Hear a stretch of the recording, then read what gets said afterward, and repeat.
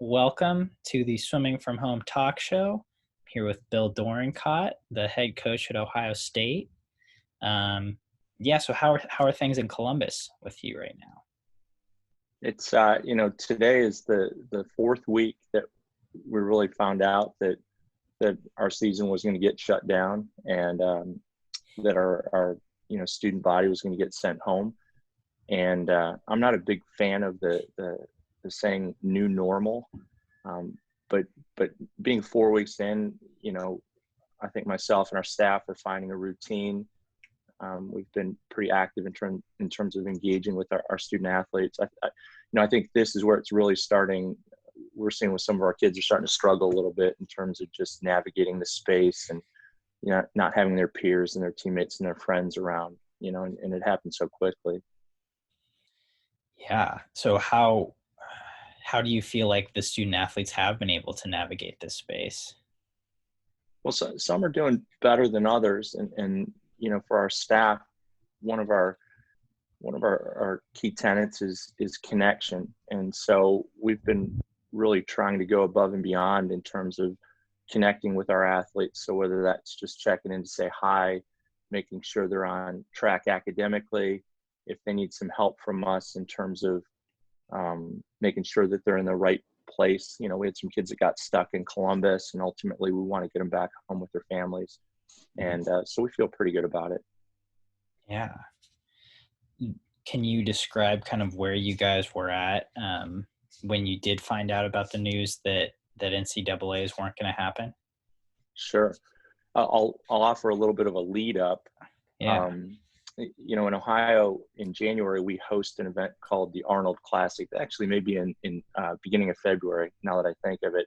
Mm-hmm. And so the Arnold got canceled, and the economic impact on the town was pretty significant. And at that time, I thought, boy, that might be too much. And in retrospect, it was a great call. But that was kind of our first inclination that this was more significant than maybe we first thought. And I thought as long as the NCAA basketball tournament was going to be played, that we'd probably get in our NCAA season. And we slowly saw NHL, canceling games. And then we saw the Big Ten tournament say we're going to move forward, but without fans. And then they canceled that. And I said, oh man. And then we got word on that Thursday afternoon. We had a group of athletes up in Cleveland at the CSCA meet. We had divers who were competing down in Lexington at the zone championships. We had a small group that was on a training break. And then we had over 30 athletes in Columbus that were preparing for NCAAs or their respective countries' Olympic trials. And Thursday morning we had practice, and we only had a single on that day. And then Thursday afternoon we got word. And so we called everybody back to Columbus from Cleveland and Lexington. And, the folks were in town, and we had a team meeting that Friday morning, and it was pretty brief, but that was a tough meeting. Just the range of emotions and kids trying to make sense of it, and so that was tough. And we've kind of in the 4 weeks since tried to navigate the spaces, but yeah, it was quite a week. Yeah, I can imagine. So how is your how have you normalized these past few weeks? What is your routine kind of turned into? So you mean me personally? Yeah. Well, in season, we'd normally get up I get up 4:30 in the morning, and I have a routine, and I get down to work. And certainly, I was still waking up early, but I didn't have anything to do. And slowly but surely, I probably get up still about 6 a.m. I'll get on my iPad, I'll check my emails, and then I've started walking. So I go on 2 walks a day just to keep my own sanity. So I'm averaging about 14,000 steps a day. Yeah. Listen to some podcasts and music, make some phone calls, connect with our athletes, connect with coaches, maybe people I haven't talked to in a long time. My wife and I have 4 children. We have 2 in college. And so everybody's back in under one roof. And so a little bit of those walks are for sanity. And so it's actually, it's been really, really productive, but it took a little while to establish a routine. Yeah, certainly. I mean, I know this week I've started doing morning walks as well. I'll try to start my day that way, and it's a pretty it's a strangely nice, you wouldn't think of it as something that can really get you going, like we're used to, or being athletes or coaches, like you're used to starting your morning with like more of a vigorous workout, and that, walking for an hour even just in my neighborhood can make a really big difference. I'm turning into my parents Yeah. slowly, slowly but surely. Yeah. Yeah. Yeah. Yeah, it's kind of a weird phenomena, but I have found it immensely helpful. Have you discovered any other tools that you have found to be really helpful? Well, I have a stack of magazines and books that I haven't been able to get to. And so I've slowly been going through those and just kind of expanding, um, a knowledge base and diving into some topics that maybe I normally wouldn't, dive into. And so that's been enjoyable. And then just reaching out to some folks I haven't talked to in a long, long time. Hmm. And so that may be the best part of it. I apologize as well, right? So we've got 6 people under one roof. I've got 2 dogs, and I've got a construction crew in the yard because our drains got backed up. And so we've got all heck No. breaking loose around here. Yeah. Yeah, yeah. Oh, that's a lot going on. Okay, so I don't want to miss this. So you've been reading books and magazines. You said Mhm. diving into some topics. What are the highlights of these topics that you're a master in now?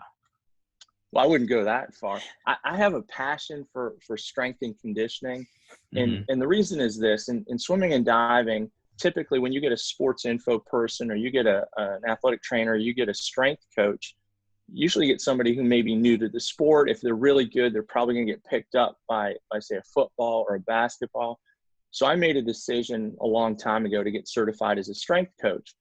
And as part of that journey, I've just become really intrigued with the intricacies of strength and conditioning. And so in fact today we have a Google doc that we share with our staff, and our strength coach, we've got a really good one. I'm not saying that to put a plug in for him, but he's excellent. And I think his curiosity is what defines him. And so during this time, he's been doing a nice job of pumping out, some workouts for our team. But more importantly, he's been reaching out to strength coaches all around the country or the world. And so we asked our staff, who should I connect with? And so our staff has been letting them know other coaches, other strength coaches, and then specifically what we think those coaches or strength coaches do well. And, so that's just something I enjoy doing. And it's good because we can then speak the same language. So that leads me to my next question, which is, do you attend the Arnold Classic? I've never been. So as you know, Stephanie Williams was an assistant here at one time, Hmm. and she's young and she's single. And, I said, well, I heard the Arnold's really cool. You should go down there and check it out. And so she went over the weekend. She came in on Monday morning practice. I said, so how was it? And she's like, it was different. And so I guess it's really cool. I mean, I think they compete in over 30 different sports, but I guess Uh, it's awesome for people watching. So I think she was a I little can, freaked out by the I whole can thing, but imagine. I've never been. No, that's a bucket list thing. I've got to make sure I go. Yeah, I would think as a strength and conditioning enthusiast, that would be an automatic, like, I want to go to that, but maybe, in reality, it might just be a bunch of weirdos. I don't know. Well, Um, I was trying to be politically correct, but that's that's not exactly, that's like the fringe elements. Now I'm going to get in trouble, right? Somebody's going to get back to me and share. But I'll give you a great example. Lois Simmons, West Side Barbell. He's a Columbus, Ohio guy. And so mhm. one of my first years here in Columbus, I called him up. I said, hey, Louis, I have some questions for you. And he said, oh, well, come down, to my gym. And so I'd way rather do that. I like to go to the source and get to know the person and, find out more from them. Yeah, yeah, yeah. That sounds really cool. What did you learn from him? I don't know who that is. Could you give me a little background? He's considered probably the greatest powerlifting coach in the history of the sport. And so most Oh, times, if you've ever seen, um, a world record bench press or a squat or something like that, there's a good chance that person was either trained or influenced by Westside Barbell. And he has a system. It's called the conjugate system. In fact, there's a Netflix documentary on Lois Simmons in his gym that is awesome. And he definitely is out there in terms of his thinking, but he's really a pretty brilliant guy. And so he was trying to explain to me, and he said, well, coach, come down and I'll put you through a workout. And I said, well, I'm not really in great shape. I said, but I'll bring one of my athletes. And so I took an athlete down there, and it was in the summertime, and he kind of put her through the paces.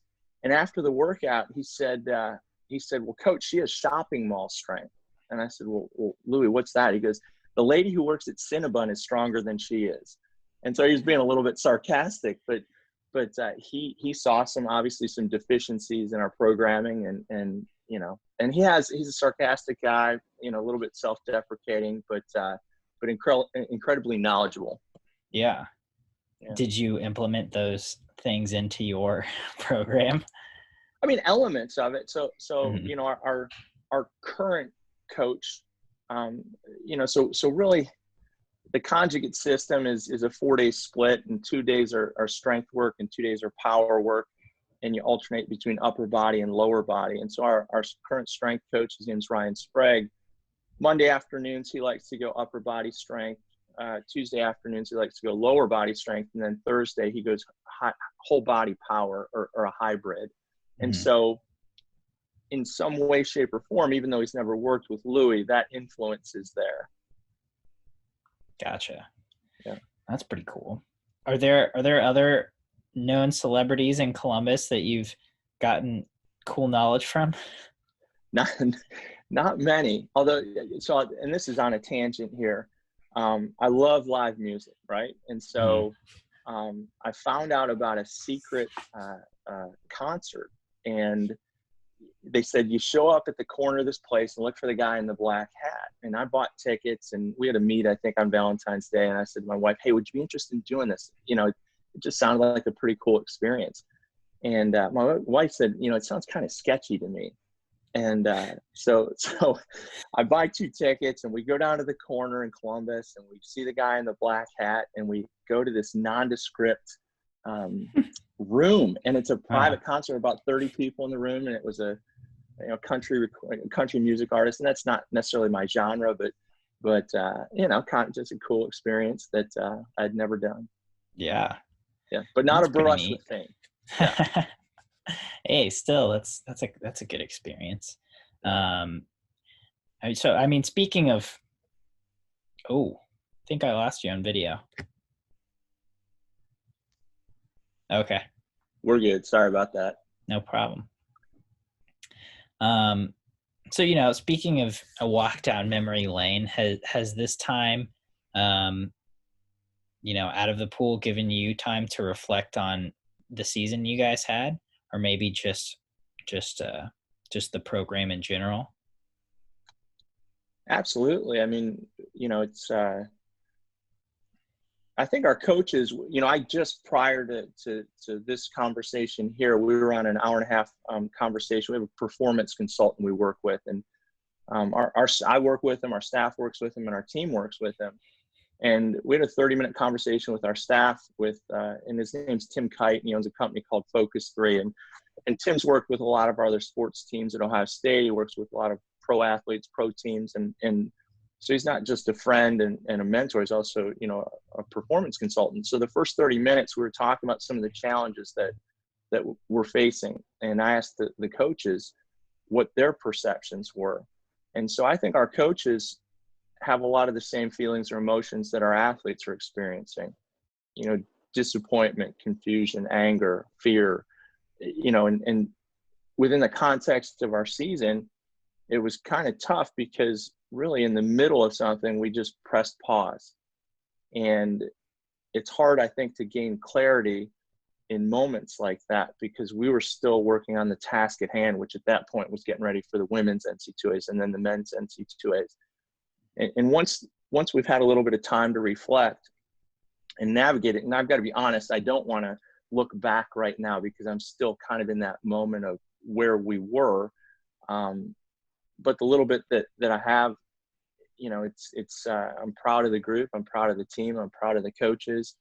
And one thing I think that I can say with a lot of confidence in terms of where we're at as a program right now is we have a lot of momentum, and that's the feeling within our program. And so we talked a little bit about that on the hour-long call that we had with the team today. Is just how we navigate this space, and that everybody's in it together. And when I say everybody, I'm not just talking about our team. I'm not just talking about swimming and diving. I'm not talking about college athletes. It's mankind. But within our small part of the world, swimming and diving, the question is, how will you navigate this when we come out better? And so that's kind of the commitment we've made to ourselves, is to do that. So I didn't exactly answer your question in terms of looking back, but no, in looking back, I like where we are. I'm very proud of how far we've come. And I had said to the team after the Big Tens, I said, we have a decision to make, and that is, is this the top of the mountain or the tip of the iceberg? And I know from within the program how we feel, and we feel like we're just scratching the surface in terms of what we can do. Mm-hmm. I know you said your strength coach has been kind of sending some of the athletes workouts. I'm sure there's been communication with the athletes. So how have you been moving the team forward, or, kind of scratching the surface a little more? Sure. We, from a physical activity perspective, I think everyone's pretty limited in terms of what we can or can't do. Mm-hmm. And so our strength coach has been prescribing, dry land or strength work or whatever we're permitted to do.